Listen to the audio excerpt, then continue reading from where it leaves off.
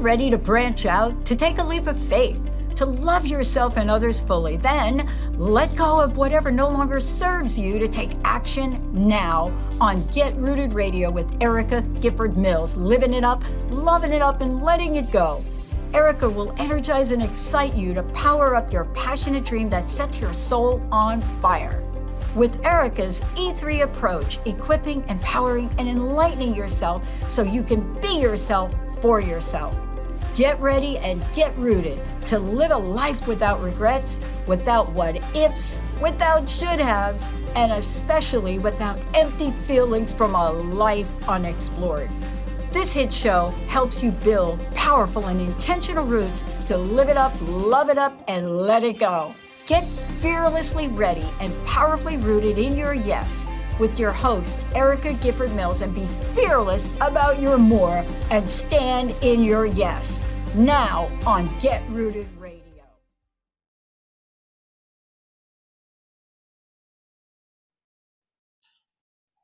Welcome, everyone. I am Erica Gifford Mills, and you are listening to Get Rooted Radio, living it up, loving it up, letting it go, right here on Transformation Talk Radio.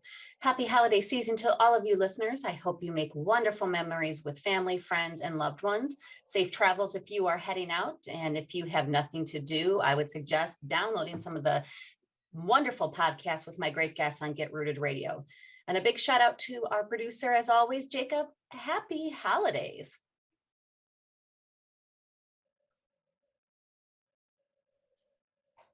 That is wonderful. It will be probably a lot warmer than it is in the Midwest, and I know in the upper northwest.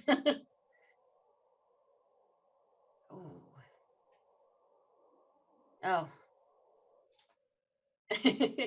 Well, and I know that the past few years have been really different for everyone due to the pandemic. And that is partly what today's show is all about, is how COVID changed things, but more specifically in the healthcare realm. Many now work within our demanding, caring professions and an atmosphere of persistent uncertainty. And this reality mandated really an upgrade of those leadership skills as time went on, right? In real time, you had to adapt. And those leaders who embraced a transformational service leadership mindset really did navigate well through this time.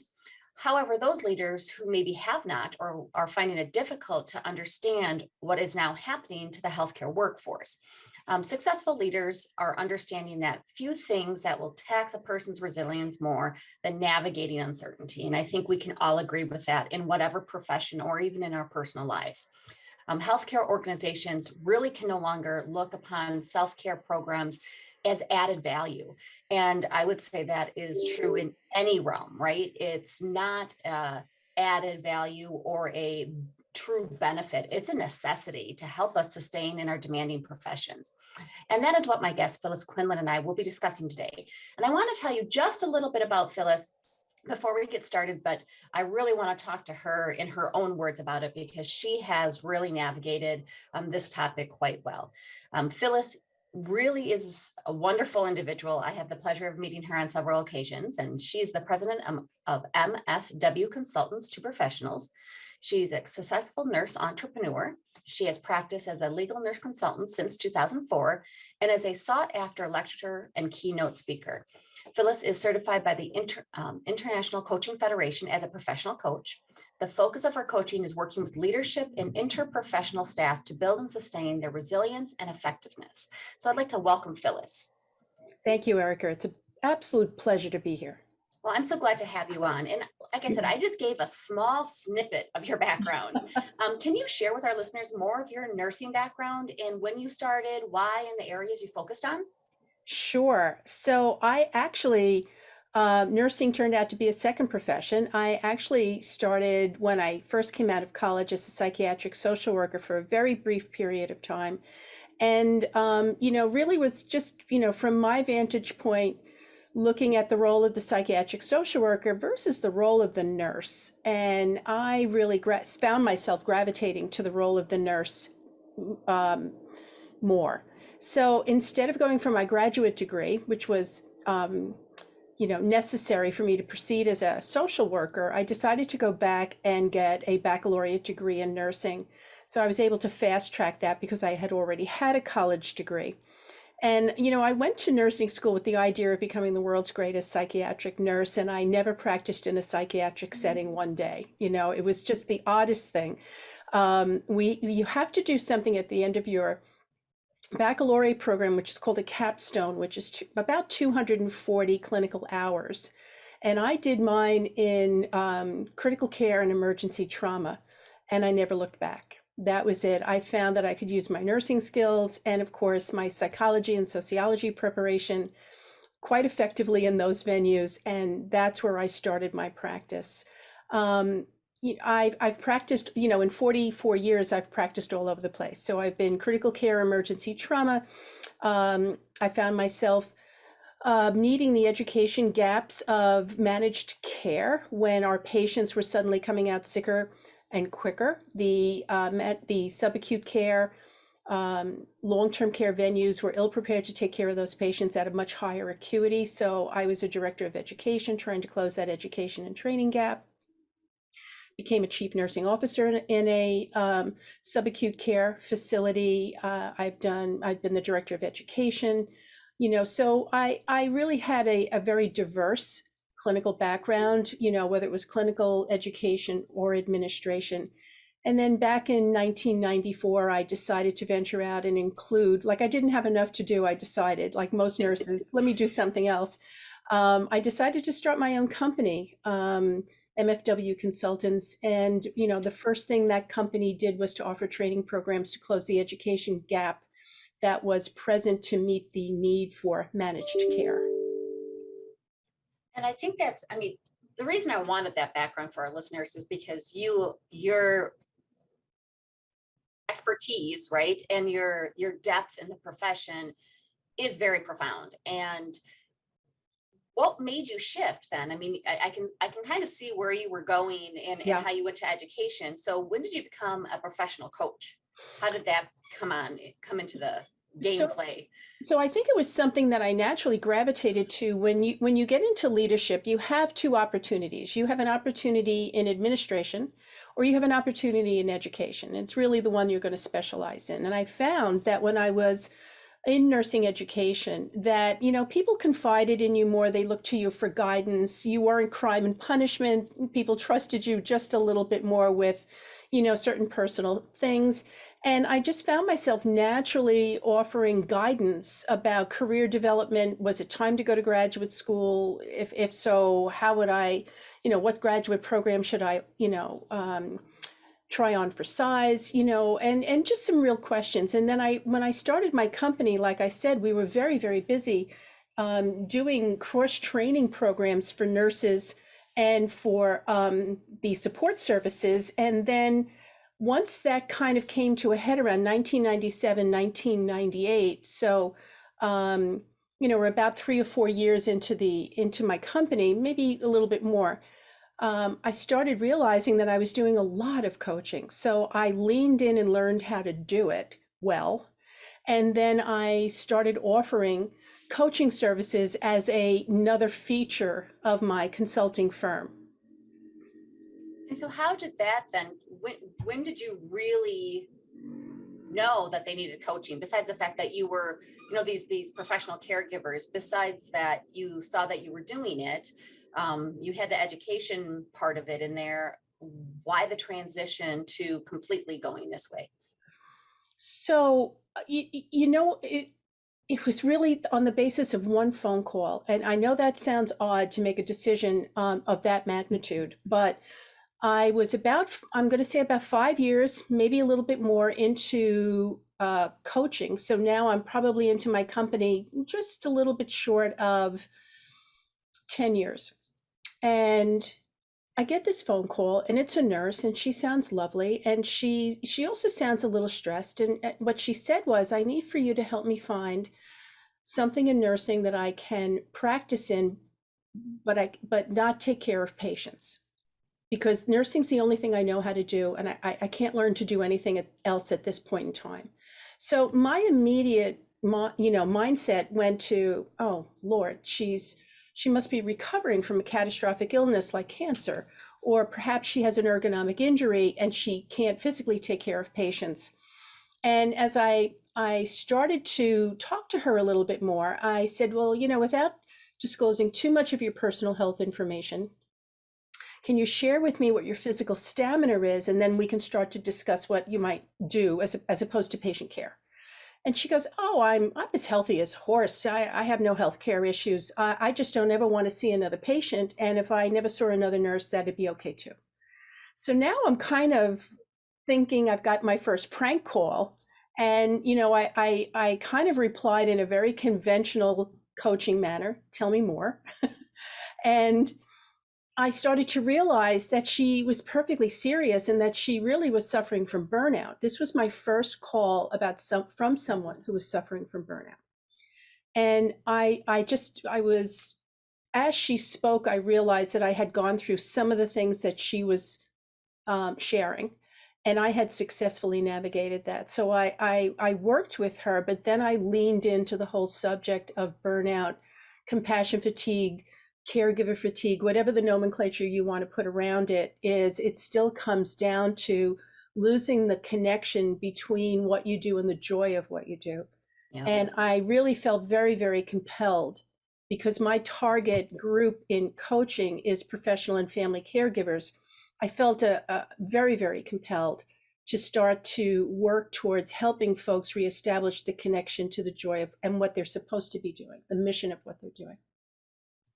And I think that's a great place let's just take a quick break. We'll take a short break, because that's going to lead us into the new leadership mindset. But before we go, Phyllis, tell folks how they can reach you. So you can come to my website, which is M as in Michael, F as in Frank, W as in William, MFW Consultants with an S.com. And I really invite you to go ahead and navigate my website and, see all about me. You can also go to LinkedIn. Please just put in Phyllis S. Quinlan and let's make a connection, and we can chat on messaging on LinkedIn. Wonderful. You are listening to Get Rooted Radio with Erica Gifford Mills. Living it up, loving it up, letting it go. Stay tuned. We'll be right back.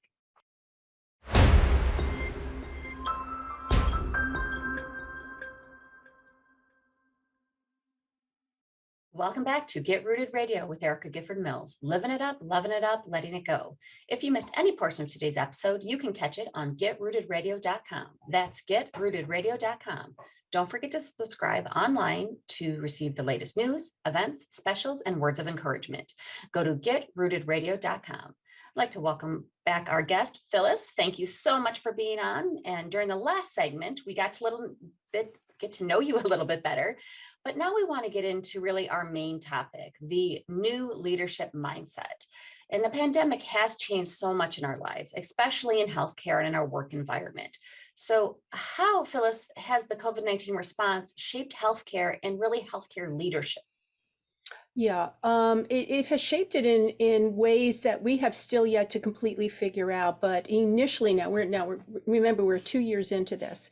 But initially, if you can compare it to being hit from a tsunami wave, things just happened. All of a sudden, you had a conventional number of patients in your emergency department one day, and literally within hours, it became wall-to-wall patients. We were learning in real time from organizations like the CDC, organizations like the Department of Health, what to do, how to keep our staff safe, how to best treat our patients, what to do, in response to the need for volume. So what leadership really found itself in was right smack in the middle of everything they probably learned in graduate school, which was the need to be nimble, the need to be agile, the need to be able to think and critically plan and evaluate in real time with very fluid information. I can't think of anything more challenging as a leader, to have to make a plan that is, when people are really in very challenging situations, that is fluid. So we found ourselves, having huddles with the staff at 8 o'clock in the morning, offering them the best information we had then, only to come back sometime 2 o'clock in the afternoon with very different information, because the information was being updated in real time. So if you as leaders, if you found yourself lacking in some very important aspects of leadership. For instance, very clear communication, being able to communicate and not just give information, but appreciate the people receiving the information are scared and frightened and concerned, and impart that information in a manner that was empathetic, compassionate, and optimistic. If you only took that class in graduate school and you never really used it, well, you were using it now. And if you weren't able to communicate in that fashion, you started to see your staff start to pull away from you. But for those leaders who could embrace those transformational concepts of clear communication in an optimistic, inspiring way that informed and appreciated where the receiver of that information was emotionally and intellectually, it was a much smoother transition. And I think this is, I mean, it's so very prevalent in the healthcare, but I think even in all professions and personal lives, you have to cope with things, right? You have to say, yes, I'm getting this information and this is the best information I have right now, but it might change and I'm going to have to be able to pivot. I'm going to have to be able to be resilient. I'm going to have to be able to understand that what I knew an hour ago, 2 hours ago, 2 minutes ago might change. And how am I going to be able to communicate that and also receive that communication? Right. Well, you're 1,000% right, Erica. The issue is that, many of our nursing leaders have one foot in transactional leadership styles and another, maybe a toe in transformational. Some nursing leaders have both feet firmly planted in transformational styles. So it was a real test of, were you, really compassionate about the issue, or were you barking orders and expecting compliance? And, and were you not so self-aware that your own anxiety and your own frustration and perhaps even your own fatigue was spilling out into your tone and the way you were presenting situations? Were you just deploying the troops like you go there, you go there, you go there? Or were you looking somebody squarely in the eye and saying, I realize that this is going to be challenging and I'm going to be there with you to the best I can, and you were supporting your people going along? The American Nurses Association did a qualitative case study shortly after the first wave and a half or so of COVID. And one of the pieces of feedback that came back was that staff was concerned that they didn't see leadership enough, that leadership wasn't visible enough. So the question then became, what kind of a job did leadership do in communicating what they were doing so that everybody felt as though everyone was involved in the COVID response, that you weren't just phoning it in from a safe place, but that you were letting and sharing with your staff that you are, mandated to keep statistics for the Department of Health, that you have to make sure that you're accounting for personal protective equipment to the Joint Commission and maybe the CDC. You have to raise awareness as to what everybody's role is, so everybody feels that everyone's participating. Yeah, and I think that it's also good to know, like, if you're a patient or your loved one is a patient, and there's a lot of moving parts going into that, right? I mean, these caregivers were learning as we were learning, and getting that information at the same exact time. The compassion also needs to be on the other side, right? And making sure that we understand that they're doing the best they can with the limited information that they're being made available, because like you said, it's real time. Exactly. And I think that was, again, another challenge for leadership, and it's going to be a continuing challenge for a while, is that, families were they were bringing their families to the emergency department. They bring a loved one to the emergency department and we couldn't let them in. So, when have you ever heard of a non-visitation policy? It's not in my career, that's for sure. So, we might have a limited, visitation policy, or, we ask one person to come in and that person then to communicate with the rest of the family members that might be waiting. But here you were literally handing me your loved one and you weren't sure you were going to see them again. And quite honestly, I wasn't sure either. So, nursing found itself, and nursing, guided by nursing leadership, to have to raise its game again in communication, so that we found a way to loop family members in, but it was via iPads and via cell phones and FaceTiming, and really doing our very best, Zooming, really trying to do our very best to keep families and patients together to the degree that we could. And sometimes that meant that, you were FaceTiming and using, iPads to help family members say goodbye because this person was going to have a peaceful death. Yeah. And it's about that flexibility, the resilience, the understanding how to communicate. And as I've said this so many different times, words matter, but it's also that tone. That tone matters, especially when you're not face to face. And it is hard to read tone into a message or a video or anything like that. So it is shaping the way we communicate with one another within healthcare, within every business, to make sure that we do have those leadership skills to move forward and do the best that we can do and provide the best service that we can provide. One of the biggest messages leadership had to do was to make sure that the staff who were losing patients one right after the other. It was just incredible what was happening at the height of the pandemic. I'm here in New York City, and we just got hammered.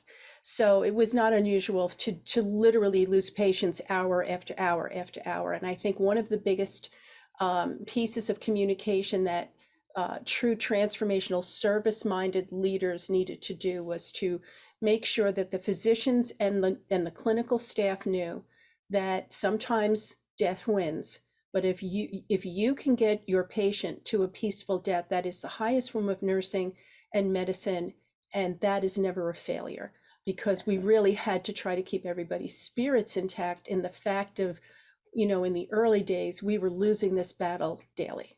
Yeah. Well, let's take a quick break, and when we come back, we're going to talk about how and why self-care is no longer a nicety. Before we go, Phyllis, tell folks how they can reach you. So they can email me at mfw, Michael Frank William, mfwconsultants@gmail.com. Wonderful. I am Erica Gifford Mills, and you are listening to Get Rooted Radio, living it up, loving it up, letting it go. Stay tuned. We'll be right back.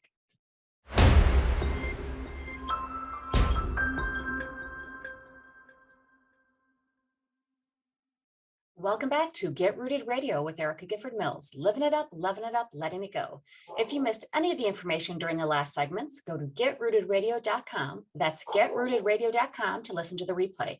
Don't forget to subscribe, sign up for tips and special events and pricing for upcoming coaching sessions at getrootedradio.com.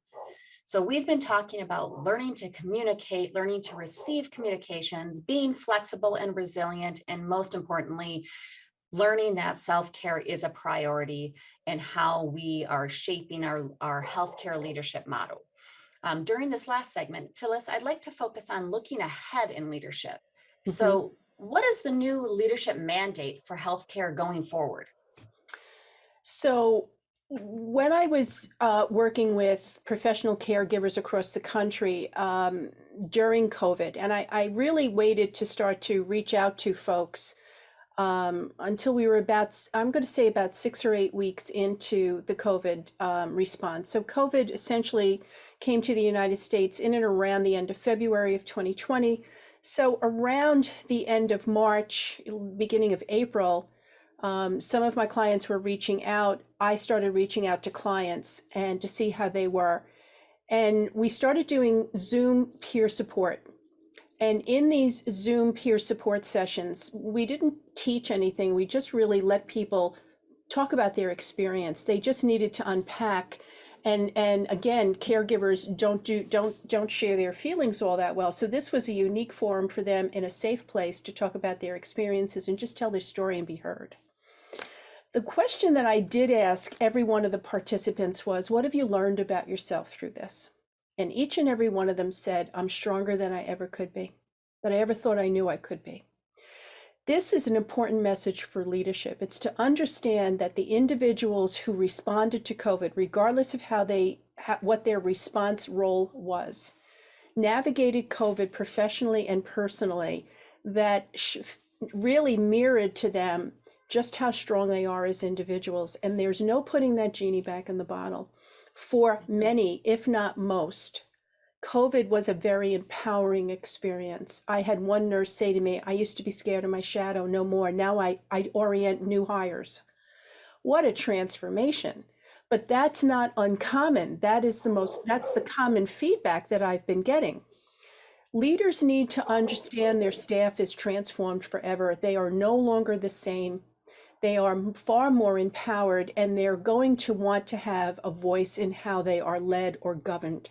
So if your organization doesn't have a platform for collaborative care committees or shared governance, if your leadership style is more transactional, you're going to be in big trouble, and you might be bleeding talent if you are not already starting to have some of the, the big resignation signs and symptoms hit your local area. For those leaders who can fully embrace transformational leadership and see themselves as being of service to their team, and celebrate and enjoy seeing the growth of their team, really they want to support taking the staff from post-traumatic stress to post-traumatic growth by capitalizing on this empowerment and saying, well, maybe it's time for you to try charge. Maybe it's time for you to go back to school. Maybe you need a certification. Maybe it's time for you to go for that promotion.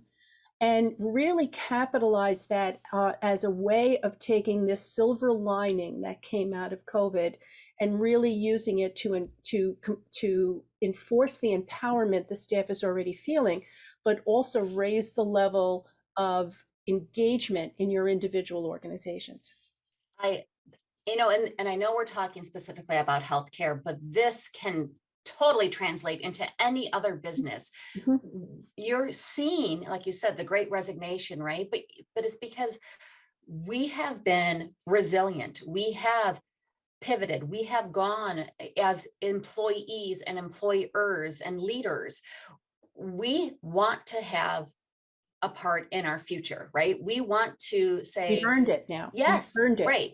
And you've seen that we can pivot, we can be resilient, Mm-hmm. we can take change, and we can be flexible, adaptable, and proactive. That's right. And yet, if something changes, then we change with it.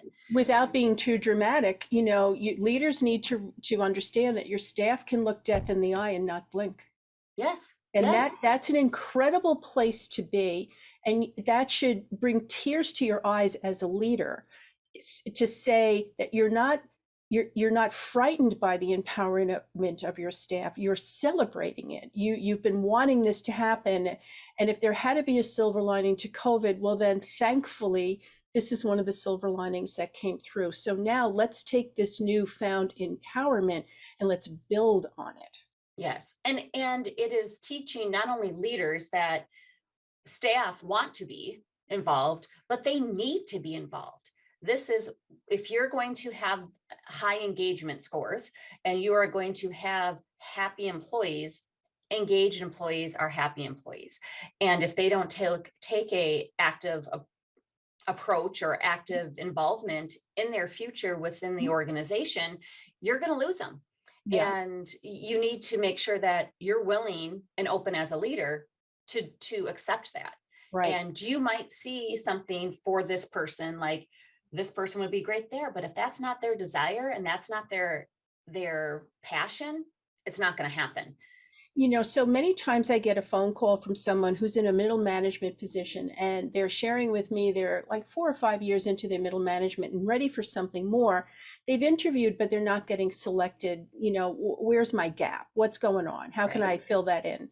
And I challenge them by saying, well, tell me what you're doing versus what you're achieving.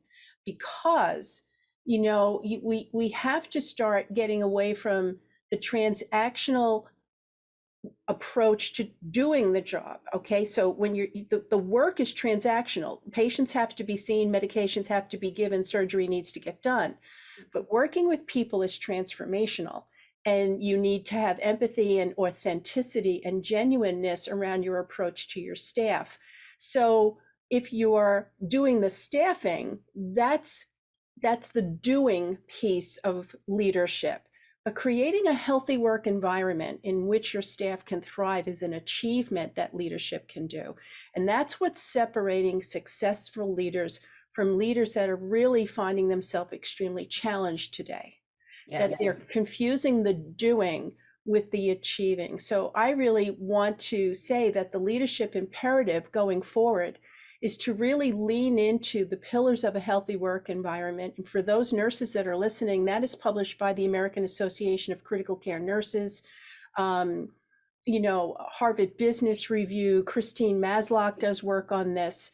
And then really do a drill down on what's going on your particular unit. If you create a healthy work environment and empower your staff to participate in the creation of that environment, I think you're going to find that that's really the best way to stop mass resignation.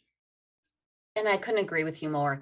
So Phyllis, I do want to thank you so much for being on the show today. What is one final tip, or even 3 final tips that healthcare providers can do, right? Their caregivers can do to ensure that they aren't getting burnt out, that they are taking care of themselves, that they can lead up, right? So if maybe you don't have a great leader, maybe that person is in a role where they've been transformational, how do they lead up, coach up, right?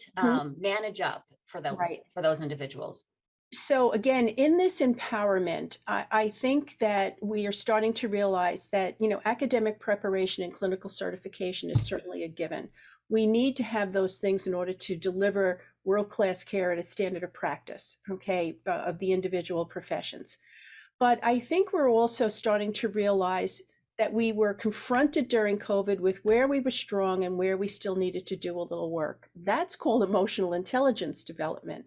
And to me, the answer for long-term resilience, the answer for long-term sustainment of this empowerment that we now have, the answer for creating healthy work environments where disruptive behavior no longer thrives, lies in really leaning in and learning about emotional intelligence.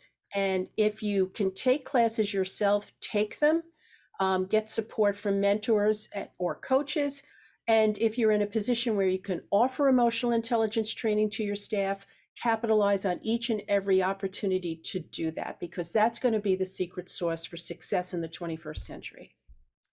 Couldn't agree with you more. So thank you so much for being on the show with us today. It has been my pleasure, and I wish you the best holiday. But before we go, tell folks one more time how they can reach you and learn more about you, or if they have any additional questions. I think the easiest way is to go to my website. Again, it's MFW, Michael Frank William, mfwconsultants.com, and all of my contact information is right on my landing page. And Erica, thank you for the invitation. And again, the best of holidays and blessings for 2022 to you and your team as well. Thank you so much. And I want to thank you all for tuning in to Get Rooted Radio. If you missed any part of today's episode or you want to listen again, go to getrootedradio.com for the podcast. And don't forget to tune in the first and third Monday of each month at 5 p.m. Eastern, 4 p.m. Central, and 2 p.m. Pacific right here on Transformation Talk Radio. And tune in next Monday, December 27th at noon Central, 10 a.m. Pacific during Dr. Pat's show, as I'll be covering for a special edition of Get Rooted Radio while Dr. Pat is taking some much deserved time off, and we will be talking about goals and how you can be a goal digger. Before I sign off, remember to ask yourself, am I living a rooted life? Am I thriving or just surviving? If the answer is no, take time to think about what you need to do and then take action to make that answer a yes. One way to take action is to set up your free Empower Hour call with me, no charge, no obligations. Go to getrootedradio.com to find out how I can help you take that action. And if you are ready to live, love, and let go, join me for my signature 12-week group coaching series, The Rooted Life. You will be able to achieve your goals, move forward by letting go of those things that no longer serve you, lean in to love yourself and others more fully, and really live life to its fullest. Go to getrootedradio.com to learn more about the 12-week series and set up that free Empower Hour.